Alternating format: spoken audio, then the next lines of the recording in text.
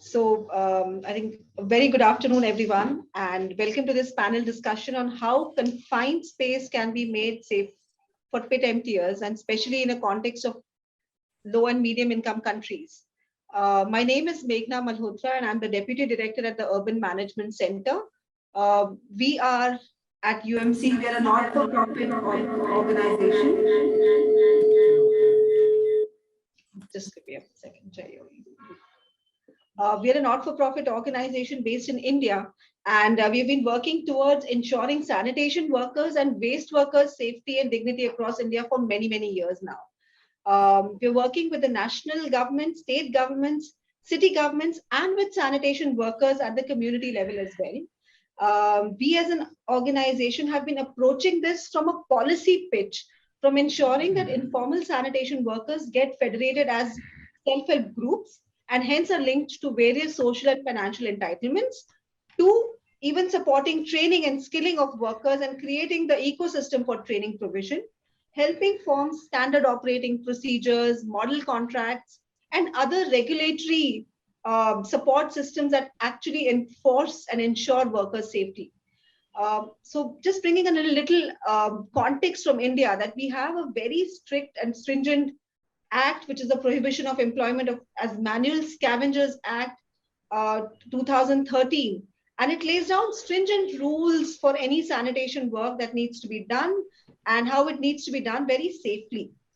However, in the Indian context and in many other countries across Asia and Africa, we know that the inner core areas or the core city areas or even informal settlements sometimes have such narrow lanes and have such conditions where you need to have confined space and you need to have manual entry either to empty a septic tank or a soak pit or do some kind of an operation and maintenance of a sewer line work.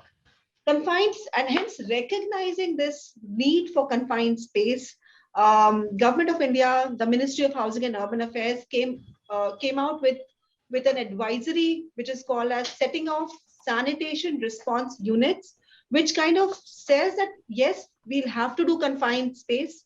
However, in order to do that, how can we ensure that it's done safely for sanitation workers? It's in this background that we really wanted to set this entire discussion on, and I'm really thrilled, honored, and privileged to have an illustrious set of experts from across various countries, and it includes various stakeholders as well, from the government, from the civil society, and who are working with sanitation workers to partake in this engaging conversation over the next coming 45 minutes or so.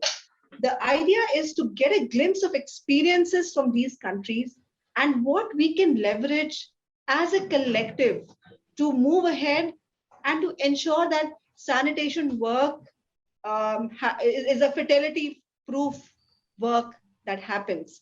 So a very warm welcome to my panelists. I would first welcome Mr. Prabal Bhardwaj, who is an Associate Director in KPMG India and in the Government and Public Sector Division.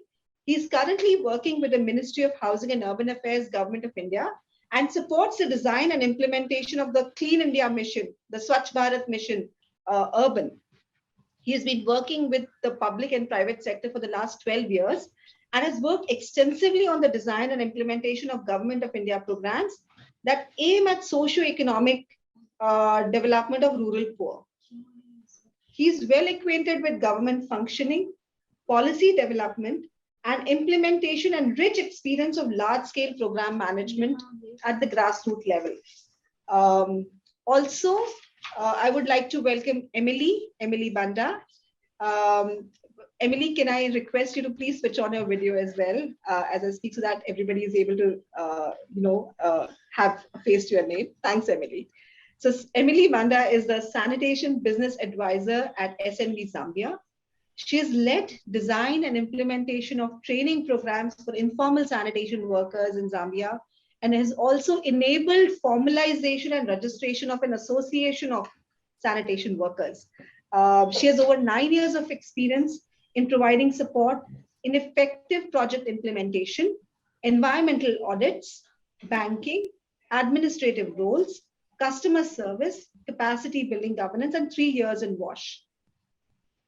A very warm welcome to also Huzir Rizal Mokhtar from Malaysia, who is the manager of the health and safety at the O&M department at India Water Consortium Malaysia, and he's been here for the last 5 years. However, he has a total experience on occupational safety and health for more than 20 years now. He holds an executive master's in health, safety and environment from University of Malaysia, Pahang. And he has played a very instrumental role in developing entry and in Malaysia and the capacity building programs from private. So I would want to invite Eva as well. Eva is she's the Deputy President of the Pan-African Sanitation Actors. She also chairs the Kenya Sanitation Actors Association, which is an umbrella organization that organizes private sector sanitation service providers under a recognized and orderly collective entity that brings professionalism and improves the subsector's reputation in Africa. So we've had our share of glitches, I hope, but I hope we can continue this enriching discussion from now on. So I think before I go to the Government of India's context, I would really like to invite Mr. Rizal from IWK Malaysia. And I would want to invite him. And I think the first question, and we know that IWK has come a very long way. There has been almost, and the last we spoke that there was almost 2 decades of experience in IWK reaching where it is. So how has Malaysia really ensured that private sector operators adhere to the confined space guidelines that IWK has created? So Rizal, I would invite you to please share your views on this. Can we unmute Rizal, please? Rizal, can you unmute yourself, please? And I think you should also be able to switch on your video. Videos unable to on the video. I think it's coming. Rizal, can you try again once? Okay.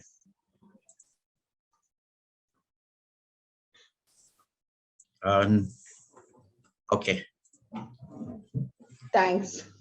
Yes, Rizal. Thank you, everybody. Okay. Okay. Based on India Water's experience, especially the important thing is in 1994, the government introduced legislation called Occupational Safety and Health Act 1994. And the concept of self-regulation was introduced in Malaysia. So basically what the government says is ensuring the safety and health of the workers lies with those who create the risk and those who work with the risk. So basically with this regulation, the government actually can take action against any employers who carry out hazardous work such as confined space and not complying to the regulation. They can take any employers. So starting from there, the industry developed their own standard called Industry Code of Practice working in confined space. And that is the basis for confined space work throughout Malaysia. And if you do not follow, the government can take you to court. And the latest amendment to the safe working in confined space was in 2010. So, and from 2010, India Water actually developed their own SOPs. So that's how the government, checks with the legislation OSHA 1994. So thanks, Rizal. But how did you also? So you said that it's very stringent. Getting the private, and that private sector operators really have to adhere to these guidelines. But also, can you talk about these protocols, these standard operating protocols that everybody has to adhere to? How have they been set, and how have they evolved also over the years? Thanks. Okay, with the OSHA 1994, then in 2010, the industry actually. Emily, I think from your experience in, I think, Zambia also, and I think when we were also talking, you spoke about the entire efforts of collectivization of workers. So, do you think that this entire collectivization of workers, how did that contribute to overall increased safety of workers?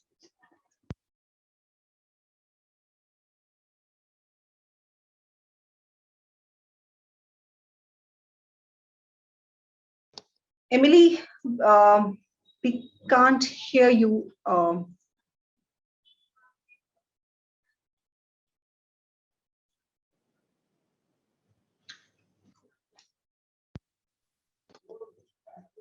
Because it worked earlier when we did the check.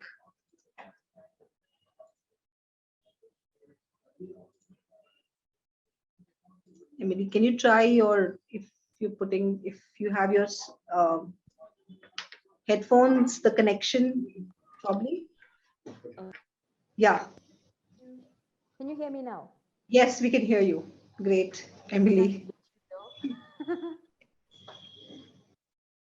Let me remove. Again, lost you, Emily. Can you hear me now? Yes. Great. You can hear me? Yes. Okay. So I mentioned that in 2017, when we started as a project, we did a baseline study so that we can see the situation on the ground in Zambia, and especially Northern Province and Mchinga Province of Zambia. We discovered that there were people who are working on the ground, but then they used to work in the morning, very early in the morning, say at 04, and very late in the evenings because of the stigmatization around the job that they were doing. And most of them were just wearing any type of clothes, slippers and just their own clothes to do the work. And so after discovering all those, as a project, we brought in some incentives. First of all, we identified them. They're already known by the local authority, but they were not formalized. So we identified them, and then after identifying them, we registered them with patents and companies registration in Zambia. After that, after the training, we decided to do trainings, and the training consisted of training them in manual pit emptying, also mechanical pit emptying using some kind of a evac. Apart from training on how to use and what to use, we also train them in occupational health and safety for fecal sludge, record keeping, administration, customer service, entrepreneurship, business development. Also from that, we also developed SOPs, standard operating procedures on how to operate both mechanical and manually. Apart from that, they were vaccinated against hepatitis B and tetanus, and then also SNV came in and bought them full PPEs. We also bought some garden tools that were modified so that they can be fit for manual emptying. Apart from that, we also had the workshop on pricing so that the emptiers can learn on pricing. And there was we also helped the local authority and commercial utility to establish a delegated management model. Because in Zambia, the commercial utility cannot manage to service most of its customers. So the emptiers needed to come into an agreement with the commercial utility so that they might know their responsibilities as well as the commercial utility's responsibilities, and also zone areas where the commercial utility may operate and the emptiers are also legalized to operate. So we realized that formalizing the emptiers was really a good idea because of the way they used to work before. It helped them start following operational safety measures that are under the Public Health Act. Now they are working, they are unable to get diseases that they used to get, and instead of wearing ordinary clothes that are not even protective, now they wear protective gears that are able to use and work well. Apart from that, they're well recognized in the society because of the kind of job that they're doing. There's no stigmatization now. They work in the day even. Thank you. Thank you so much, Emily. And I think what you said was so important, even from the context of what I think we're hearing from other parts and even in India. But do you think, I think just a lead on question, Emily, that when you formalize or federate or collectivize informal workers, do you think that there are any overhead increases that happens when you're running an enterprise? Or do you think that these federations are really able to make better profits or better revenues once they are formalized and once they are collectivized?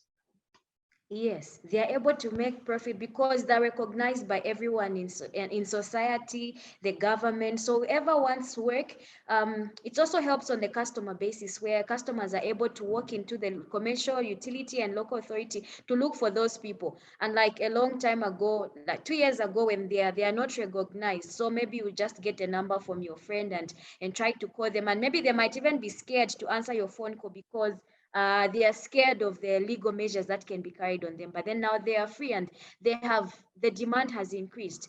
Recently, SNV, we did a competition on the MTS. They were competing against each other. And so we realized that through the competition, people have known the MTS through formalization.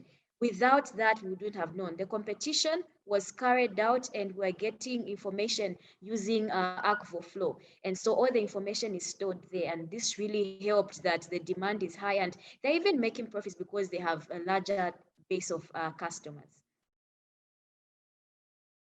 Thank you. Thank you so much, Emily. And also, how did you identify um, these workers?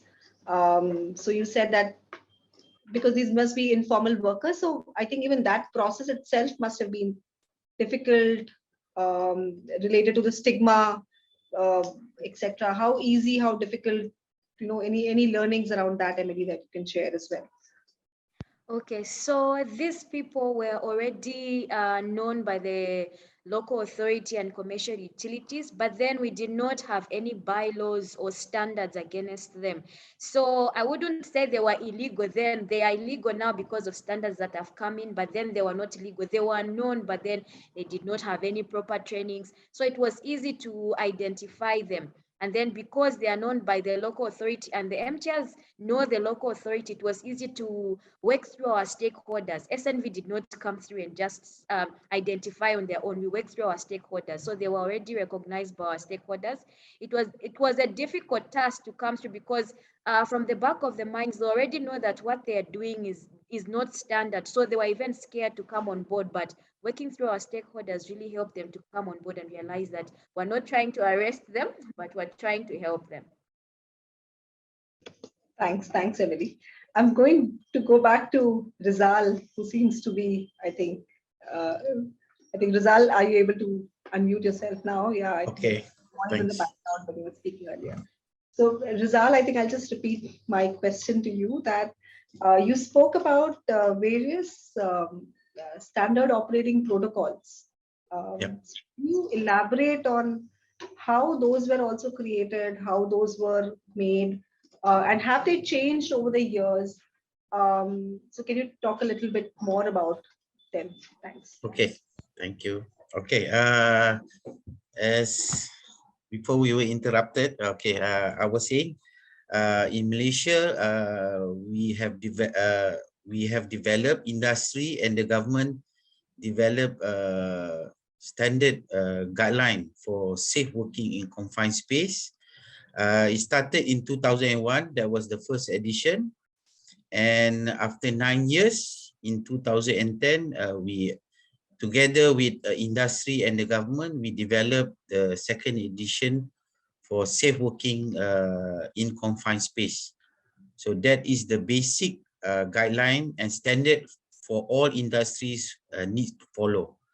From there, in the water, we develop our own SOPs in line with the requirement and further enhance that. The requirement, the standard is the minimum, so we have to go beyond the minimum, like for in the water, because confined space, even in Malaysia, we have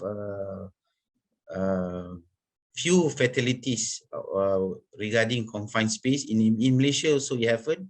This year also we had a case, but it's not in the water, but other companies who have a confined space. So we must be stringent on this confined space work. So throughout the years, as nearly about 18 years, we already developed and we have already enhanced our SOP in line with the government standards. So even our contractors needs to comply with this requirement. So the basic requirement such as competency training, SOPs, permit to work, okay, for confined space work, we need special forms that is need to be used for confined space work. So, and for the training side, we also have established our own training center called Estris, Asian Sewerage Training, Research and Innovation Center of Excellence, where actually we have a few programs such as for our contractors, we have the safety passport program where we, for every 2 years, they have to renew this passport program where we explain to them the hazards working in the sewage industry and all the relevant SOPs while working in the water. And also we have a competency program for confined space entry. So it is recognized by our government, and those that working in confined space are competent people. They have to renew their license from the workers that goes into the confined space and those that carry out gas testing before entry, and also to ensure that all the safety equipments, the PPE is available for work. Thanks, Rizal.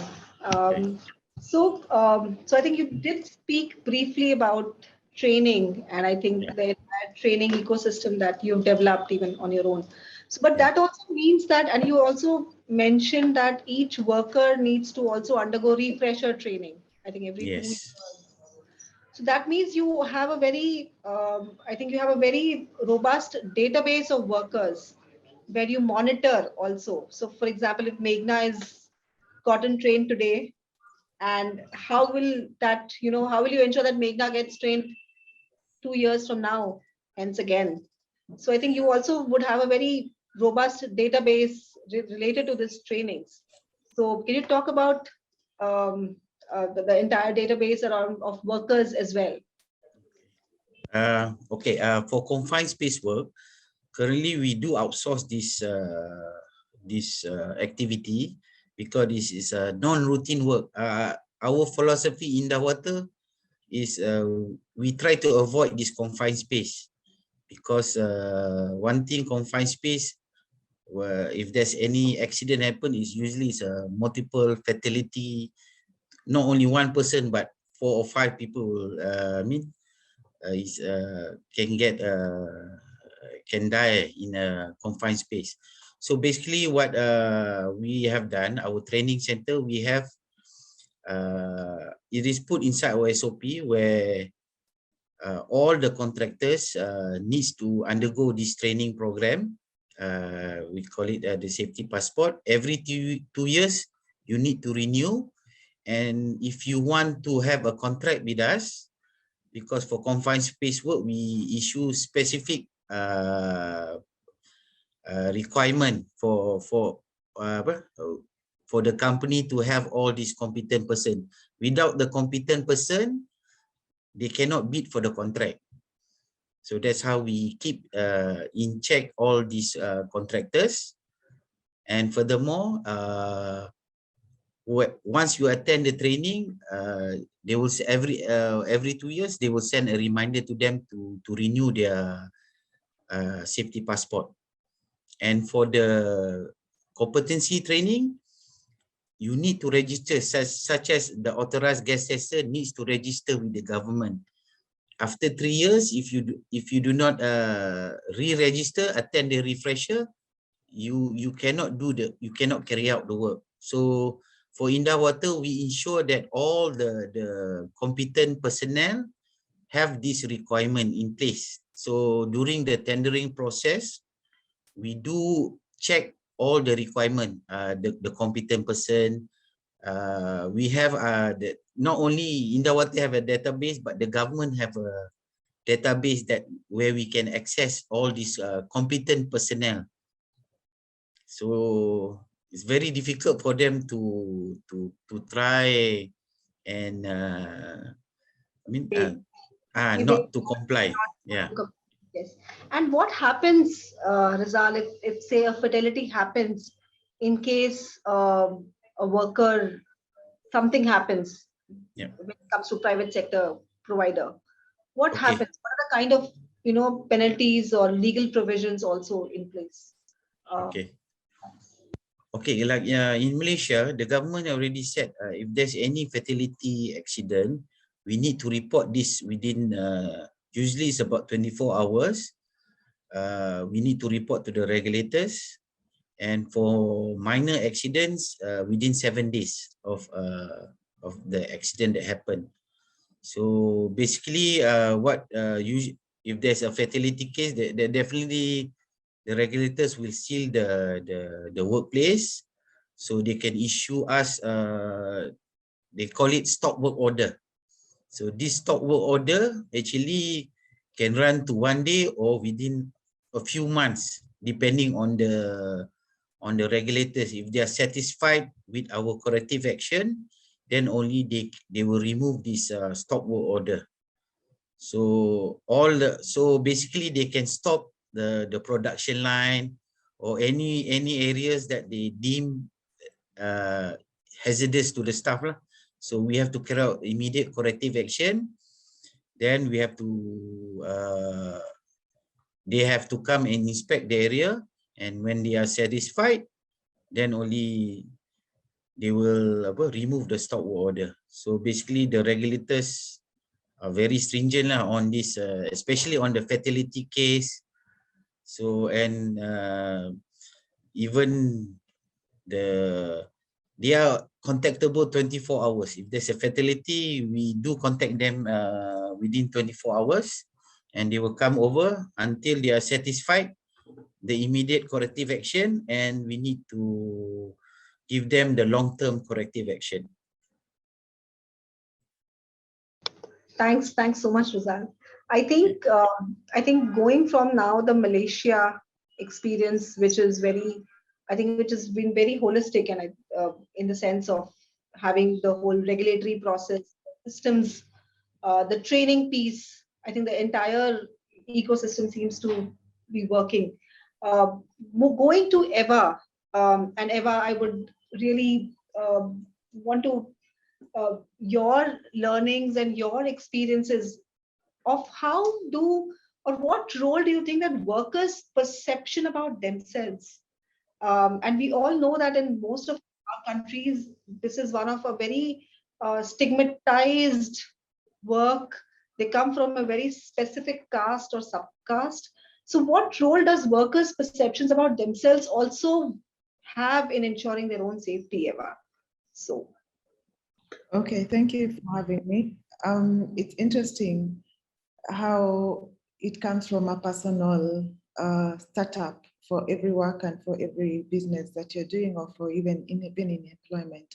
So we find most of the pit emptiers, like in the manual pit emptiers, are looked around by the work that they are doing. So it's like they are shit themselves. So and most of the time it's because of how they handle and the relation taboos and cultures that are related to matters of fecal sludge. So in that aspect, all the manual emptiers that I have come across in the informal settlements that we support and that we work with, it is hard for them to accept. I'll give a short example. I have this team in a slum in Nairobi called Korogosho.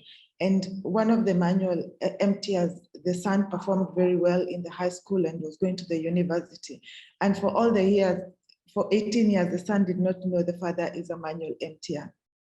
and that the money that they have used to educating is through manual FTR.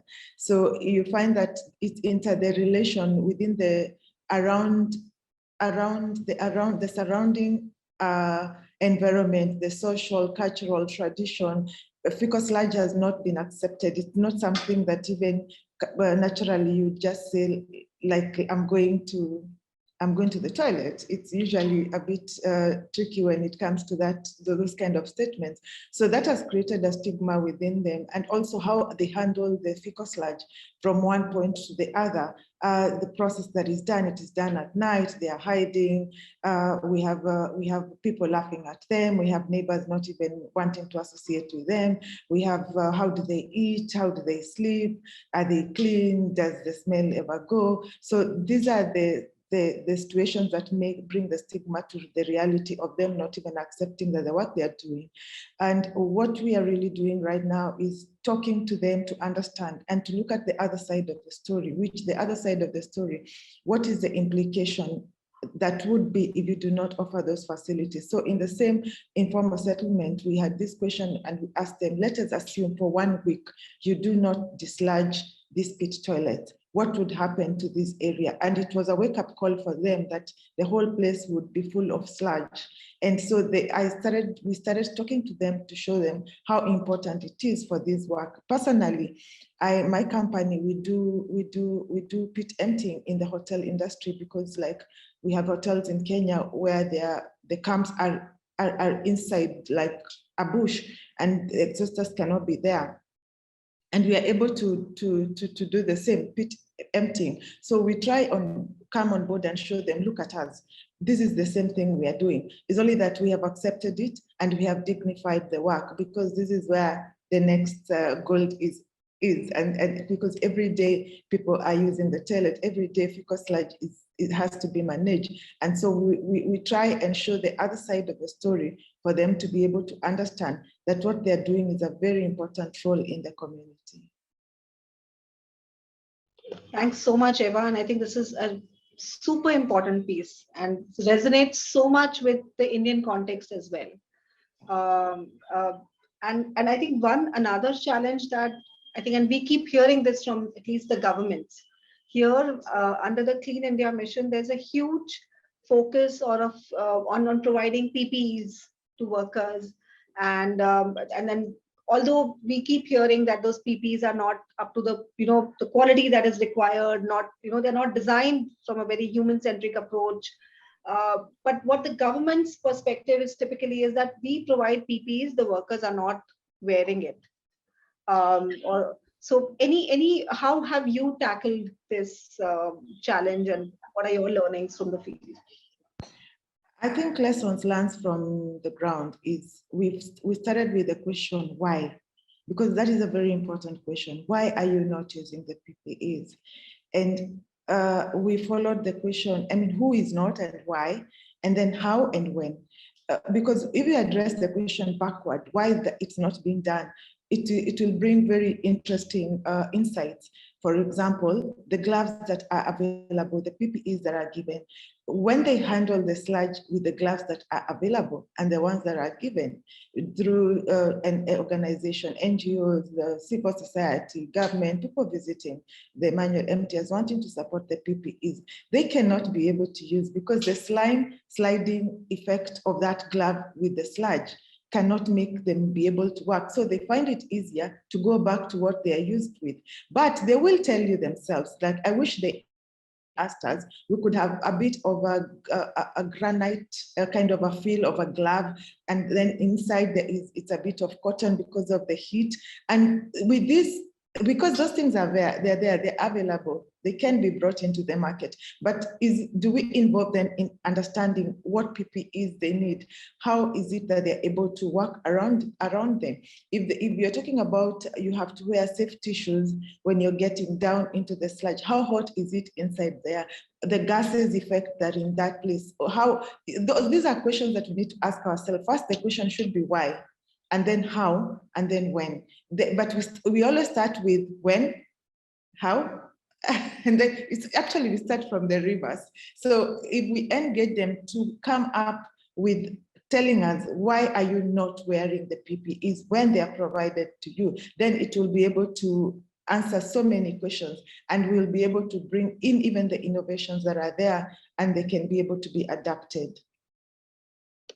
Look, thanks, Eva. And I think it really brings to light, I think, this whole approach of how we also need to work with manufacturers to innovate on the existing PPEs.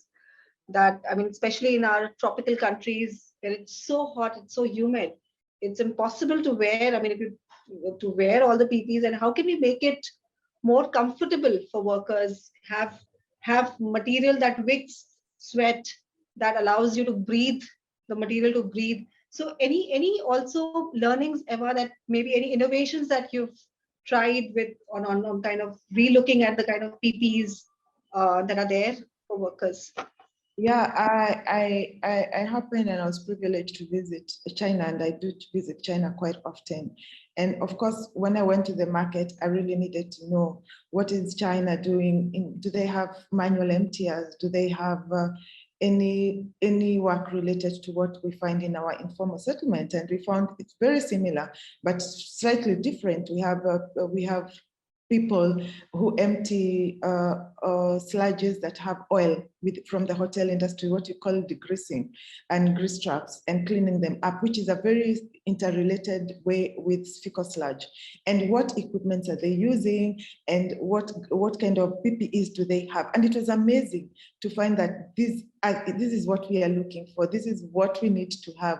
And of course, the scalability of what we found, and the amount of prizes that were coming, and we were being given even in form of quotation. Surprisingly, it was the same prices that we buy the gloves in, like in Kenya. So it's something that now we were looking into, who can partner with this kind of research, who can partner with these innovations to come in and bring them on board. Because really, we do not have to reinvent the wheel. Like I've heard something from Malaysia that it's very interesting that we want to do in Kenya, but I did not even know. If I was not in this panel, I would not know it would exist.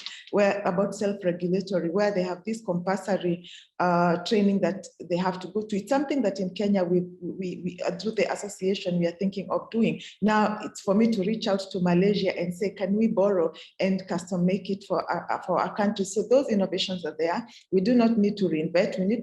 We just need to connect the manufacturers in our local situations or in our countries, to connect with these manufacturers in other countries, and like China, where we have the creativity and innovation at another level. And to that, they can be available in the market. And of course, when the manufacturers conjoin with other manufacturers, that is why this discussion for fecal sludge management, coming from the pit emptiers all the way to the containment to the treatment plant, I think all stakeholders need to understand. We all need to bring in everybody on board. We need to bring engineers, manufacturers, anyone that is in relation to this value chain to come on board and have these discussions. Because if we have manufacturers at the local level adapt to what is happening in a place like Asia, in China, or happening in India, I think trickling it down to Africa or trickling it down to another place would be perfect. Absolutely, Eva. I think, and I think, and like you said, you don't need to reinvent the wheel. We need to adapt. We need to learn from, I think, whatever experiences we have across countries. And another very interesting take that, I mean, there's again a myth that once you need to give PPs, it's very expensive. It's going to be a burden on local governments also to provide PPs, etc. But when we were doing a very basic back of the envelope calculation, and providing good quality PPs to workers did not cost more than 1 cup of chai per day per worker. And that is something, and when you present it like this to local governments, and they said, oh really, and then let's work out the budget. So I think it's about that. So also, and I think this is a question to Eva and also to Rizal, Emily, I think, how have you looked at citizens? I mean, citizens play a very big role in ensuring that confined emptying is also their responsibility. They are getting their own hotels septic tank emptied, or their own residences septic tank emptied. How have you worked on also ensuring that citizens are aware that they have a responsibility to ensure that this happens in a safe manner? That becomes a very interesting, difficult, and easy question, depending on where you're looking at. Because purely when it comes to the community, when it comes to citizens, it is the responsibility of government to reinforce. Because enforcement, the laws are there, the rules, guidelines, and regulations are there. But the enforcement part is what is usually a biggest challenge, because when there is enforcement, then we will have the citizens adapt. We have landlords who, even in the informal settlements, because those houses are owned by people, the landlords are able to pay, but because enforcement is not really put into its place, you find that it's reluctant for them to do it, because after all, nobody's going to ask about anything. So when you look at it, it's purely in the government support of enforcement is what we do.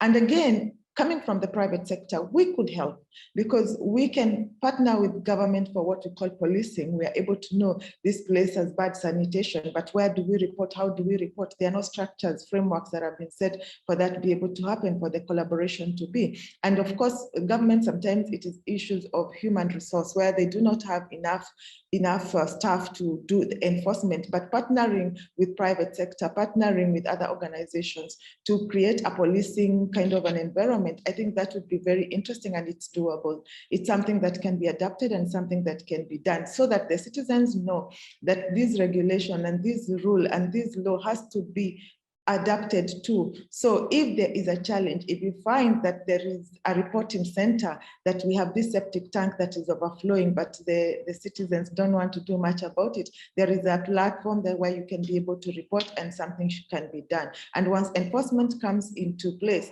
it changes everything. I'll give a short example.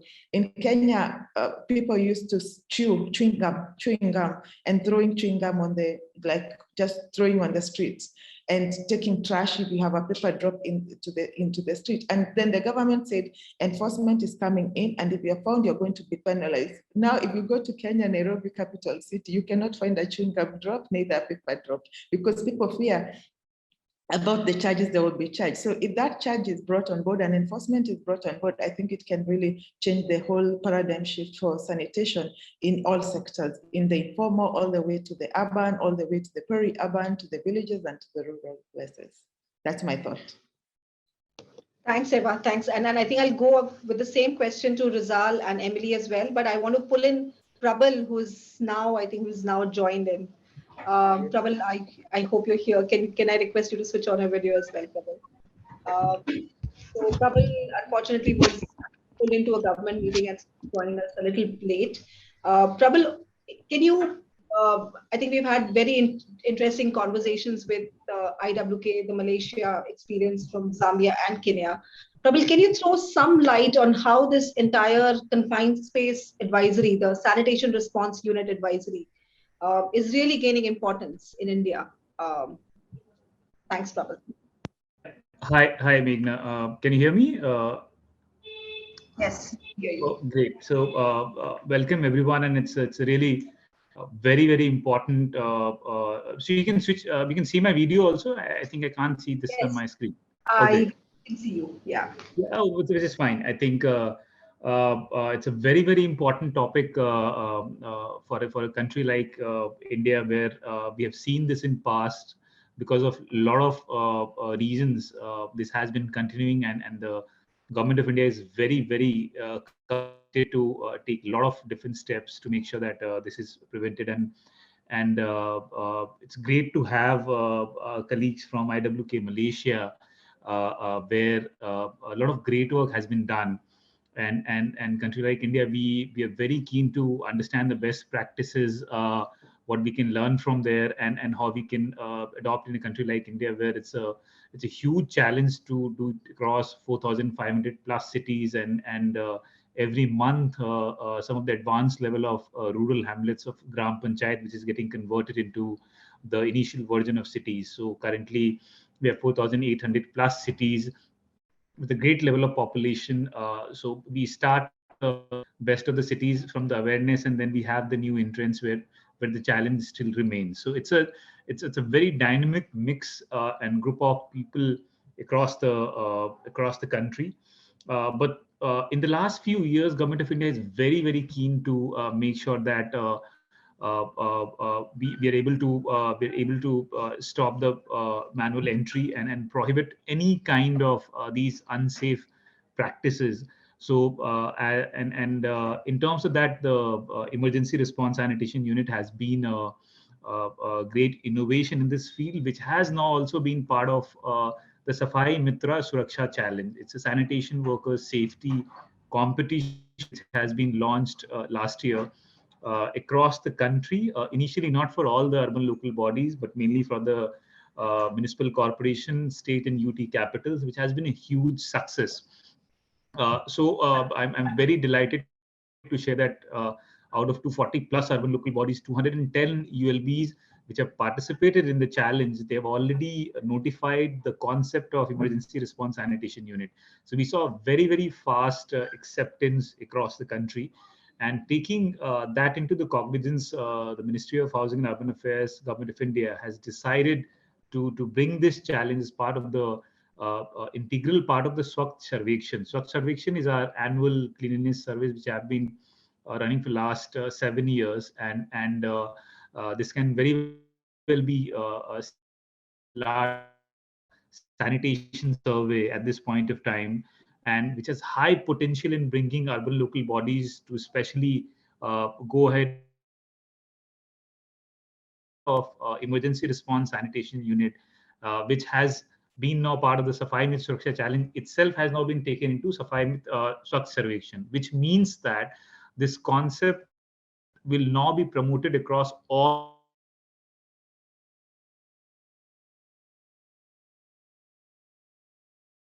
the urban local bodies level. Which will be mandatory to do scores or marks, close to 300 marks, very good amount of marks under Swachh Sarvekshan, and which we have seen is a very great tool for inspiring and encouraging cities to do this. So this is a great beginning from here. We've learned a great success from notifying emergency response sanitation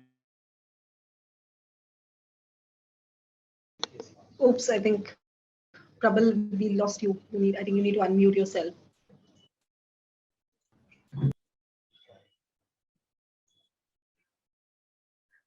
Hello. Prabal, I think you're muted. You need to unmute yourself, I think. Yeah, so this digital space, there is a bit of here and there will keep happening. I hope I was audible, Meghna, till my last point. Yes, yes. I think Yeah. the last thing that we heard you say was that this has now become a very important part of the survection also. And that it's Yes, yes. And we're hoping that, and we're really pushing at from the Government of India level, and to make sure that this is now replicated across all the urban areas, because if we don't target it across the country at this point of time, we cannot have hotspots where this is already happening. And as part of the challenge, we have identified 12 different set of indicators also. So it's not that if you only notify emergency response sanitation unit, everything is going to act and come in place. So one segment is about having a proper structure where an urban local body has a proper structure to respond towards it. We are calling it an emergency situation. In a very, very common language, this is an emergency situation, as we are calling in this country at this point of time. If any person has to manually enter this, clean this, or go in a hazardous condition, this is an emergency situation, and that's where the name comes from. And to stop that, this proper structure needs to be created. So that's where it's coming from, urban local body side. Along with that, we're building a great level of campaigns and awareness campaigns for alerting citizens that this is what they need to stop. Because a lot is also coming at the end of citizen, where they need to be informed.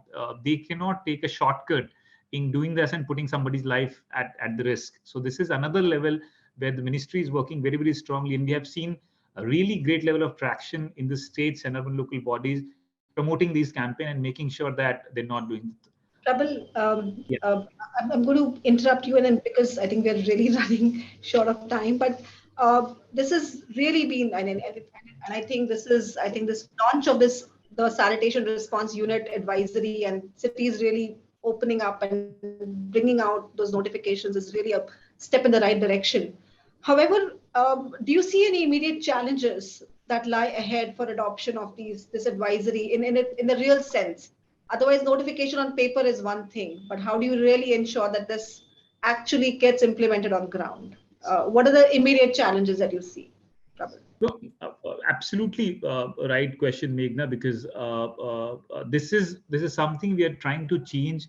We can call it a systematic change. This is not just something which we're going to do it. This is in last over the period of 50, 60 years, and historically also going beyond that, things which are not happening properly.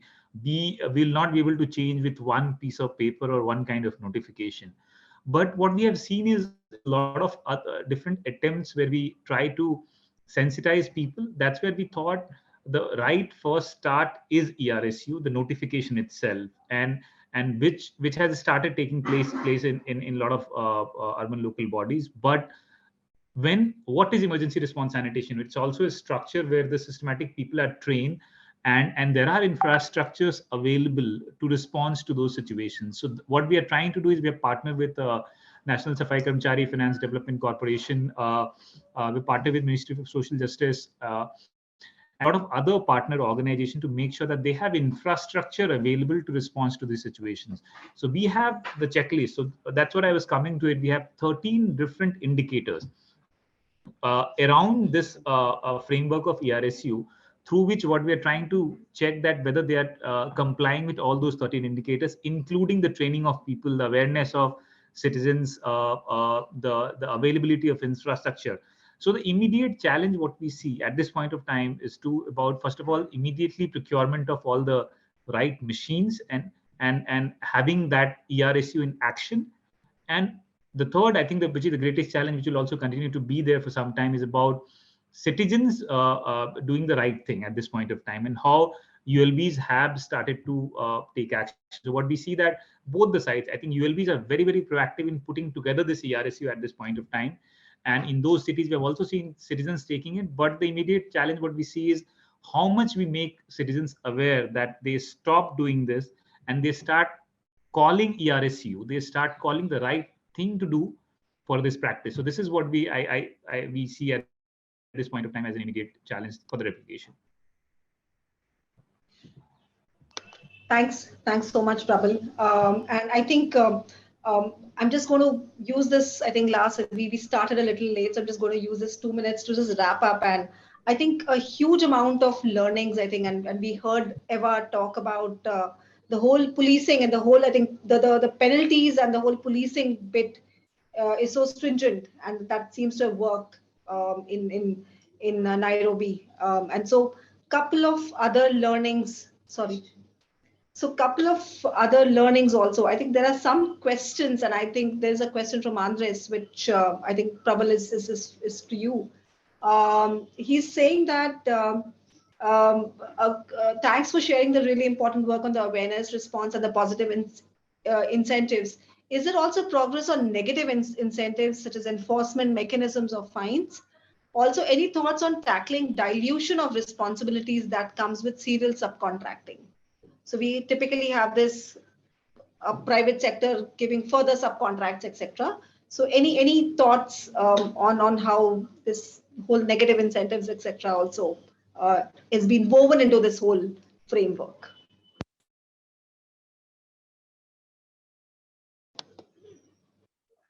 Prabal?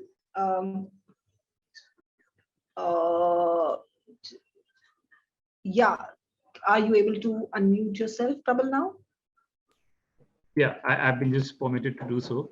But I think that's a great thing to moderate the session.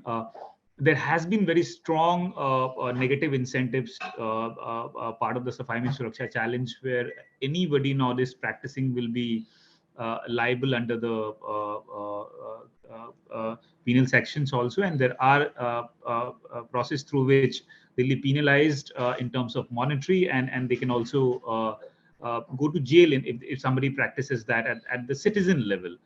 at this point of time. So we have been able to put together the entire structure for making sure that citizens are not practicing this at this point of time. Uh, when we put in the survection, which is an annual survection indicator, where also if they're not able to score proper marks, in a way it's a negative incentive for them, because then the ranking goes down.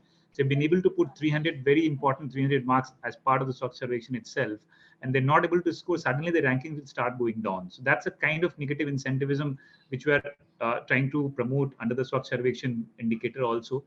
And dilution of responsibility, we have realized that no matter how much we say, the subcontractors, the informal sector and the sectors will come into play. So rather than just we try to empower them in form of skill development and having the proper resource in terms of infrastructure. These are the two components what we have found, that if they don't have right infra, they will definitely try to adopt to these situations. And second, if the people are not trained, then they will agree to do that. So if you have two combinations, one where the infra is in the right place, and second, if the people are skilled, this will create the ecosystem where it automatically happening. So when we are working with the urban local body, we're making sure that we're working with their contractors, we're working with their subcontractors to make sure that they have to do it. When we say urban local body, we're not just we just don't want to work with urban local body. We say that whoever is providing the services needs to ensure that, and that has to be ensured by the urban local body itself. Thanks, Prabal. And I think it also gets very, very complex, because it's not only the urban local body that's providing the service. There's a whole lot of parastatal agencies also engaged, right? So I think it does get a little complex in the Indian context. So I just wanted to take a couple of minutes to thank everyone for this very, very enriching discussion. Emily, Eva, Rizal, I think a huge, thanks to you to taking your time and sharing your experiences, right from formalizing, federating sanitation workers, of how that's really important, collectivizing trainings and the whole ecosystem for training. So it's not just a one-time training that happens, but it's a whole, ecosystem approach to training as well. The whole enabler that I think Rizal spoke about from IWK was very important. The whole SOP structure, and I think ensuring that the whole safety passport program, to ensuring that the contractors have to undergo that even before they fill the bids for providing the services. To I think the workers' perception, we really there's a big piece around working with workers on their behavior change, plus how they perceive themselves to citizens, which is a big piece as well. Thank you so much, all of you, for taking out time and being part of this panel discussion. Sincere apologies for the technical glitches we had at the outset, but thank you so much. Thanks, Prabal. Thank you, Meghna. Thank you, everyone, and thanks for hosting this great session. And we'd love to have more understanding and best practices from the great experiences of IWK from Malaysia, especially in the field of health, safety, dignity, and welfare of sanitation workers. And I think the entire country has now understood the importance of them being at the forefront, especially in the backdrop of COVID. And we would love to hear more from you, and special thanks to Meghna, Manvita, and the entire UMC team, which is kind of front leading the entire piece of making sure that we all understand the role of sanitation worker, and we provide them all necessary equipments and environment and protection, so that they can and then protect us, which is very, very critical at this point of time. So had a great time listening to all of you. I was muted, but I was able to listen to all of you. So thank you all for joining. Thank you so much. Thank you everyone. Bye-bye.